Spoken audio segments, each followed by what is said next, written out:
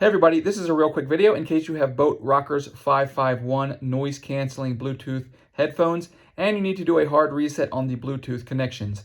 Now you might want to do this for one of two reasons. The first reason is troubleshooting.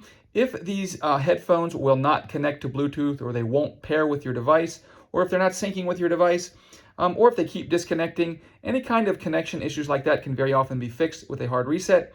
Also, if you just want them to forget all of the previously paired devices so that you can just pair them new with a brand new device without having to worry about them to connect with other things, we can go ahead and do this reset. It's very easy.